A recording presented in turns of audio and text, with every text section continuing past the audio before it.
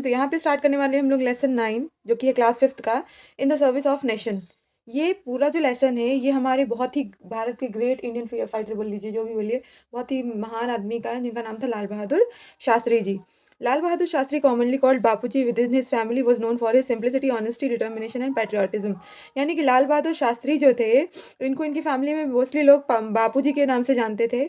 और ये अपने सिंप्लिसिटी यानी साधारण नेचर के लिए, एक ऑनेस्टी यानी कि सच्चाई के लिए, डिटर्मिनेशन यानी अपने काम के प्रति क्षमता के लिए, पेट्रियोटिज्म यानी देशभक्त के तौर पे लोग इन्हें जानते थे। Many events of his life show his patriotism, यानी इनकी लाइफ के बहुत सारे इवेंट्स ऐसे हैं ना, बहुत सारे इन्होंने ऐसे काम किए हैं देश के लिए जो ये दर्शाते हैं कि ये बहुत ही अच्छे देशभक्त थे। Freedom struggle was at speak, Bapuji was in jail. यानी कि फ्रीडम स्ट्रगल उस समय बहुत ही ज़्यादा चरम सीमा पे था, बहुत ही ज़्यादा लड़ाई झगड़ा ये सब चल रहा था कि भाई भारत छोड़ो, भारत हमारा, अंग्रेजों को भारत से निकाला जा रहा था। उस समय की बात है कि जो बापूजी थे यानी कि जो लाल बहादुर शास्त्री जी थे, ये कहाँ थे? जेल में थे। The news of his daughter illness worried him, यानी कि इनकी बेटी जो थी वो बीमार थी।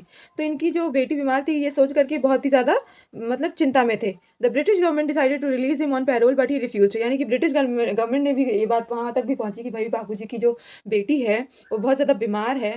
तो ब्रिटिश गवर्नमेंट ने सोचा कि इसी इसी बात पे हम लोग गांधी जी को, लाल बहादुर शास्त्री जी को क्या करते हैं कि पैरोल के बेस पे छोड़ देते हैं। ठीक है। His daughter was desperate to see Bapuji, यानी कि उनकी बेटी जो थी वो बहुत ही ज़्यादा डेस्परेट हो रही थी, बहुत ही ज़्यादा उत्सुक हो रही थी कि मुझे मेरे पापा से मिलना है। But Bapuji was in the service of the nation, लेकिन बापूजी कहाँ पे थे? वो भारत की सर्विस पे थे, यानी कि हमारे जो देश की सर्विस में थे।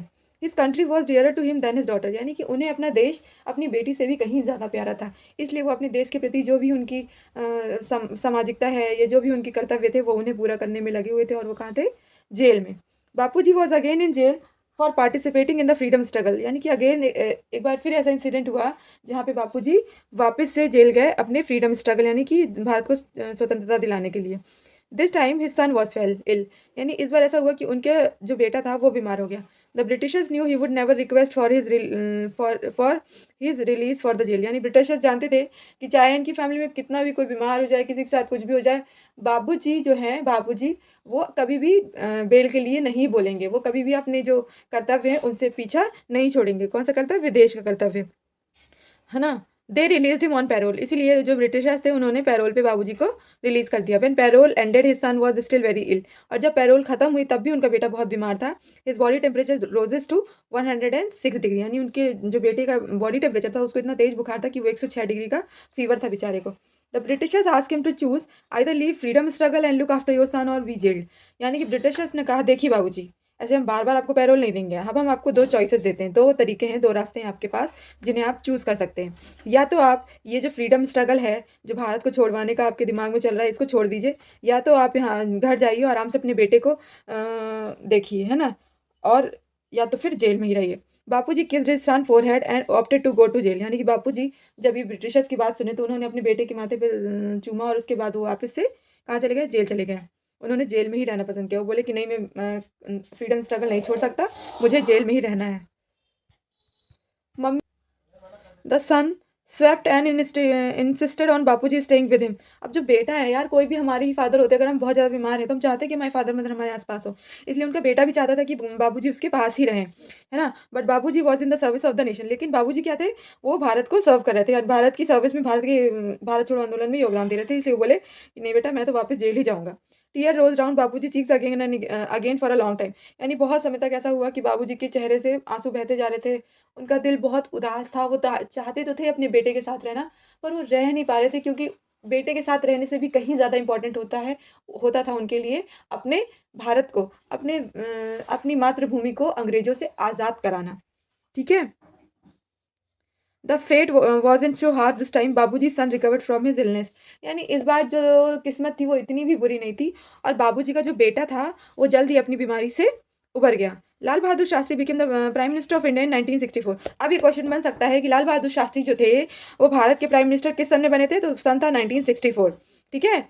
ही gave a befitting reply to Pakistan invasion of India in 1965, यानी कि उन्होंने बहुत अच्छा और बहुत मुंह तोड़ जवाब दिया था पाकिस्तान को जब पाकिस्तान भारत में घुसने की कोशिश कर रहा था 1965 में, यानी कि इतना बढ़िया उन्होंने रिप्लाई दिया था कि लोग देखते रह गए थे।